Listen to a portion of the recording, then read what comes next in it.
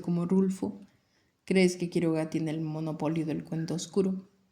Tu estante está lleno de señores, pero de mujeres ni hablar. Bueno, pues hoy me vas a decir un autor y yo te diré una autora que puedes leer en lugar de él. O algo así. Primero, si te gusta Horacio Quiroga, te va a gustar Silvino Campo. Ambos saben escribir terror, y cuando digo saben es que de verdad saben. Pueden sin problema generarte miedo y ese mal sabor de boca. Ambos tienen personajes perversos y víctimas inocentes, y en sus textos se construyen finales que te dejan con sentimientos desconocidos y desagradables. Pues él maneja un estilo más directo, es un poco más realista y más crudo, te llega el terror de sopetón y eso es lo que te descoloca. Y yo diría que es más íntima, poética, ambigua a veces. Digamos que va siendo una atmósfera de terror que se construye poquito a poquito, bloque a bloque. El lenguaje de Quiroga es más sencillo y usa normalmente un narrador omnisciente. Eso hace que tengas más información de lo que está ocurriendo y digamos que lo entiendes un poquito mejor. Básicamente te sorprende y te da miedo porque lo entendiste y el entenderlo te generó la sensación extraña y el miedo. Ella no nos dice las cosas de forma tan clara, más bien nos va dejando pistas y sugerencias sutiles a lo largo de todo el relato y cuando nos remata ya estábamos muy metidos. Nos logra atemorizar por algo que quizá no alcancemos a comprender del todo, pero sí alcanzamos a sentir. Quiroga en El hombre muerto. Está tendido sobre el lomo, con el cuello torcido, hundido el machete en el vientre. El hombre comprende entonces horriblemente que está perdido, y no se explica cómo. Acostumbrado como está a los peligros del monte, puede morir así, como un idiota, por un tropiezo estúpido. ¿Alguien murió? No recuerdo quién. Subía por el hueco del ascensor ese apasionado olor a flores que gasta el aire y las desacredita. La muerte, con numerosos aparatos, llenaba los pisos bajos. Subía y bajaba por los ascensores, con cruces, cofres, coronas, palmas y atriles. Silvina en el pecado mortal. Segundo, si te gusta Edgar Allan Poe, te va a gustar Amparo Dávila, que es de mis consentidas. Ambos demuestran una maestría y delicadeza en jugar con la psique humana y el terror psicológico. Ambos logran introducir lo siniestro en lo cotidiano. Ambos te meten el terror en la casa, te meten el terror en la sala y en el sándwich que te comiste. Y ambos escriben con motas de fantasía entremezcladas en la vida real. ¿En qué se diferencian? Él maneja un lenguaje más cuidado, incluso a veces hasta más barroco, genera escenas con mucha simbología y mucha potencia narrativa, mientras que ella es un poco más moderna, escribe de una forma más digerible y no describe todo tan milimétricamente. A mí que me gusta la literatura porque la entiendo y no por lo que puedo presumir que leo, me encanta. Él explora mucho la mente humana, las obsesiones, la locura, la culpa. Tiene un narrador que no siempre es confiable, eso hace que la realidad y la alucinación se mezclen un poco, mientras que ella tuerce lo cotidiano, volviéndolo siniestro, sacando el terror desde la soledad y la vulnerabilidad psicológica. Poe en La caída de la casa Usher. En medio de aquella casa derruida, la desesperación se anidaba en cada rincón, y la sensación de una presencia invisible, ominosa, me hacía temblar sin consuelo. Sentí que una mano invisible me apretaba el cuello, que una sombra se acercaba lentamente hasta cubrirme el rostro, y el aire se volvió pesado, casi sólido, como si al mismo tiempo se detuviera. La señora del viento, Amparo Dávila. Si te gusta Gabriel García Márquez, te va a gustar Isabel Allende. No es un secreto que Allende está muy influenciada por la escritura de García. Es natural que escriban parecido. Los dos escriben realismo mágico, los dos escriben sobre Latinoamérica y los dos los censuraron en Estados Unidos. En cuanto a temas, abordan el amor, la soledad, la muerte, la memoria, el exilio. Él digamos que es un lenguaje más exuberante y poético, a mí a veces me sienta sobreexplicativo, sobre todo porque es muy detallado, mientras que ella escribe de una forma más accesible, tiene una prosa más directa, tiene un estilo menos poético gracias a Dios, y menos metafórico. Digamos que Allende te clava lo fantasioso y te das cuenta, mientras que García, que ya ha jugado con 20.000 saltos temporales, te la clava y no es que no te des cuenta, es que ya te ha confundido mucho. Gabriel en 100 años de soledad. Muchos años después, frente al pelotón de fusilamiento, el coronel Aureliano Buendía había de recordar aquella tarde remota en que su padre lo llevó a conocer el hielo. El mundo era tan reciente que muchas cosas carecían de nombre, y para mencionarlas había que señalarlas con el dedo. Recordaba cómo el viento jugaba con las hojas secas en el patio y cómo esas simples imágenes tenían el poder de traer de vuelta recuerdos que parecían olvidados para siempre. Eva Luna, Isabel Allende. Si te gusta Federico García Lorca, te va a gustar Alfonsina Storni. Espero. Lo que pasa es que de toda la lista yo diría que son los que menos se parecen en cuanto a temas en su escritura, pero sí se parecen mucho en cuanto a estilo. Quizás su forma de escribir no sea tan igual en el sentido de no identifico quién es quién, pero sí llega a ser muy parecida como si se hubieran educado en la misma universidad, pero Lorca fuera el tipo acá pulcro, amante del arte y el cine, y Storni en su mismo salón fuera una activista revoltosilla. No sé si se entiende el punto. A Federico lo entiendes más conforme más conoces sobre el folclore andaluz y el surrealismo. Y también lo vas a entender más entre más conozcas su contexto y el lugar donde fueron creadas todas sus obras. Federico nos va a gustar más si somos de España, obviamente, o si fuimos colonizados por España como nosotros en México. Él tiene un lenguaje muy cargado de metáforas y trae como que mucha simbología predilecta en sus obras. Trae mucha simbología de la luna, la sangre, el caballo. Es una poesía muy intensa que resulta a veces hasta teatral, con un muy ligero tinte absurdo, yo creo que porque él fue el dramaturgo también. Ella, por el contrario, la gente que es de Latinoamérica, que es la mayor parte de aquí del canal, la vamos a apreciar un poquito más, porque aparte de utilizar la lírica de forma maravillosa y la retórica de forma maravillosa también, su poesía conecta mucho con lo cotidiano y con lo humano, sobre todo si somos de una zona un poco marginada como es Latinoamérica. Alfonsina también tiene una voz un poquito más crítica y rebelde, sobre todo en términos feministas, y tiene, digamos, una sensibilidad muy inclinada hacia las mujeres. Lorca en Poeta en Nueva York. Yo denuncio a toda la gente que ignora la otra mitad, la mitad que no se redime, que no es visitada por los museos, ni por los curas, ni por nadie. Dije, no puedo más, y el alma mía tembló entre sus cadenas. Era el paso del límite. El abismo me envolvía con su aliento glacial y no hice caso. Oh, cuánto hay que callar. Qué fuerza impía nos arrastra sin fe y paso a paso nos lleva al fin. Y sin querer, la vida se convierte en dolor, pero en despedida. El paso del límite, Alfonsín Storni. Si te gusta Carlos Fuentes, te va a gustar Diamela el Tit. ¿En qué se parecen?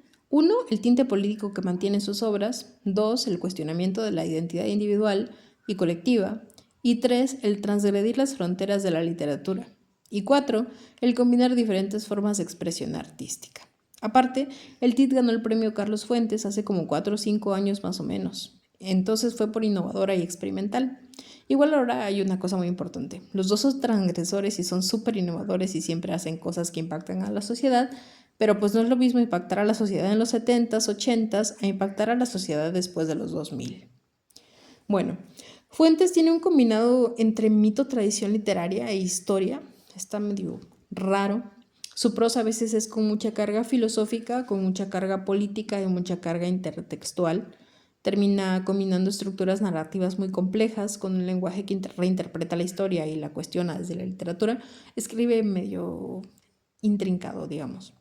En cuanto a ella, la intención es la misma, pero va por otro camino muy diferente. Tiene un estilo un poco más experimental.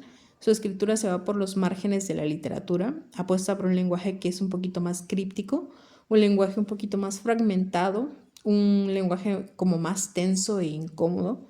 Digamos que leer a Carlos Fuentes es leer a un intelectual muy crítico y leer al TID es leer a una mujer que tiene crítica social y política, pero con una intención más comunicativa, en plan Diego Rosarín, diagonal Chilimica, ¿sí se entiende? Fuentes en Gringo Viejo. El país de México no es un lugar, sino un espejo donde se reflejan todos los países, todas las sangres, todas las voces que han ido tejiendo la historia, la violencia y la esperanza de un continente. La ciudad se abre como una herida que nadie quiere mirar. En cada esquina, en cada gesto, la violencia se inscribe en el lenguaje, en el cuerpo, en la memoria fragmentada de quienes caminan sin refugio ni nombre. Los vigilantes. Diamela. Si te gusta Juan Rulfo, te va a gustar Elena Garro. ¿En qué se parecen? Pues para empezar, ambos son considerados precursores del realismo mágico. A Elena no le gustaba mucho ese término, pero pues es considerada precursora. A Rulfo como que le da un poco igual. Ambos traen como un tema aquí onírico y fantástico en sus obras. Tienen una fuerte crítica social a la Revolución Mexicana y a todos los estragos posrevolucionarios. Hay una crítica muy política, sobre todo hacia el poder, y ellos nacieron con un año de diferencia, obviamente van a hablar temas similares. Ambos trabajan desde narrativas no lineales, fragmentan el tiempo, lo exploran de formas raras. Ambos hablan sobre la cotidianidad en México, sobre todo en espacios rurales. Y una de las cosas que me gustan mucho es que utilicen el habla del mexicano así tal cual como fue en aquel entonces. Si conoces cómo es México, pues obviamente vas a saber expresarlo. Ellos conocen México. Él describe de forma seca, pero tiene una prosa muy sobria y precisa. Ahora, si es que es el maestro del silencio, obviamente no le sobra ninguna palabra. Y una de las cosas que tiene es que te expresa mucho cómo es que los fantasmas se quedan ahí porque el dolor de la tierra y la memoria no los dejan descansar. Ella tiene una sensibilidad un poquito más política, pero muy, muy leve. De verdad se parecen mucho. Habla desde la represión de la infancia, de la memoria que tiene la gente y de que no encaja en la forma en que se vendió la propaganda posrevolucionaria. Todo en su escritura tiene una tensión constante de lo que es, lo que fue, lo que pudo haber sido. Garro y Rulfo se parecen tanto que aunque no llegas a confundirlos, sí te puedes llegar a creer que la culpa es de los tlaxcaltecas, lo escribió la hermana de Rulfo. Así de mucho se parecen. Rulfo en Pedro Páramo. Allá hallarás mi querencia, el lugar que yo quise, donde los sueños me enflaquecieron, mi pueblo, levantado sobre la llanura, lleno de árboles y de hojas, como una alcancía donde hemos guardado nuestros recuerdos. Sentirás que allí uno quisiera vivir para la eternidad. El amanecer, la mañana, el mediodía y la noche, siempre los mismos, pero con la diferencia del aire. Allí donde el aire cambia el color de las cosas, donde se ventila la vida como si fuera un murmullo, como si fuera un puro murmullo de la vida. Alguna vez te encontrarás frente a tus acciones convertidas en piedras irrevocables como esa. Me dijeron de niña al enseñarme la imagen de un dios, que ahora no recuerdo cuál era. Todo se olvida, pero se olvida solo por un tiempo. La culpa es de los tlaxcaltecas. Elena Garro. Si te gusta Juan José Arriola, te va a gustar Elena Poniatowska. Antes de que profundicemos, quiero poner un disclaimer enorme.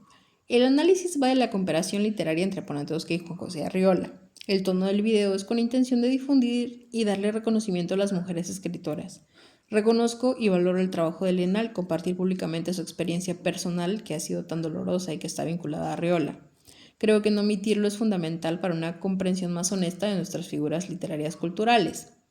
El breve análisis de hoy tiene la intención de que si te gusta la literatura de alguno de los hombres que puse hoy y por alguna razón quisieras no leerlo, o si simplemente quisieras leer más mujeres, tengas esas opciones basadas en las similitudes literarias que tienen. Desde mi perspectiva es hasta reivindicativo que en lugar de leer a Arriola podamos leer a Elena. Por más que deseo mantenerlo al margen, creo que no debemos perder de vista el contexto humano que también forma parte de la historia. Y ahora sí, vamos a ello. Su literatura comparte características similares, por ejemplo, ambos parecen escribir en forma de un collage de experiencias y fragmentos. Sus textos se sienten como un compilado o un compendio de distintas voces, tratan temas de existencialismo y de crítica social. Ambos combinan estilos literarios formando un híbrido diagonal novela-testimonio, ensayo, cuento, es medio raro. Su literatura forma un entramado de diferencias que retrata muy fielmente la complejidad de la sociedad mexicana. En cuanto a Arriola, su estilo es elegante y es preciso, aunque con cierto toque irónico. Elena, por su parte, escribe sin adornos, sin exageraciones, deja que la historia hable por sí misma, aunque lo que le importa no es lo estético, es personal, a diferencia de él que reinterpreta y reinventa y por eso tiene a tener un toque más mágico. Arriola escribe intentando que su literatura sea una experiencia estética y para ello se vale de humor negro, paradojas y lógica absurda. Elena, por el contrario, es un poquito más visceral, con una sensación muy aguda sobre todo. Arreola en el guardaagujas. Cada estación es una promesa y una despedida. El tren avanza imparable, y quien se queda en la vía es solo un recuerdo para los que partieron. La vida es así, no espera a nadie, y a veces hay que elegir el camino sin mirar atrás. La pobreza no es solo falta de dinero, es ausencia de esperanza, de oportunidades. Es vivir en un mundo donde los sueños parecen prohibidos y la dignidad se sostiene con hilos frágiles. Hasta no verte, Jesús mío. Elena. Y por último, Juan Sabines y Rosario Castellanos. Castellanos es chiapaneca, es comiteca. Ambos compartían el amor y el compromiso social, usaban un lenguaje directo y coloquial y eran amiguitos. Escribían sobre la soledad, el amor, la muerte y la búsqueda del sentido de la vida. Por su parte, Sabines tenía una poesía intensa y profundamente personal. Sus obras buscaban ser cercanas al lector con un tono confesional. Usaba versos sinceros y personales, mientras que ella por su parte tenía un enfoque más reflexivo y crítico, con un estilo más elaborado y cuidado. Pero mantenía cariño por sus letras, por eso leerlo se siente como si alguien muy personal platicara contigo y te contara sobre la vida y el amor. Su forma de escribir se siente como si platicaras en una cafetería con muchas plantas de tarde con tus dos amigos poetas y activistas. Sabines en Espero curarme de ti. Espero curarme de ti en unos días. Debo dejar de fumarte, de beberte, de pensarte. Es posible, siguiendo las prescripciones de la moral en turno.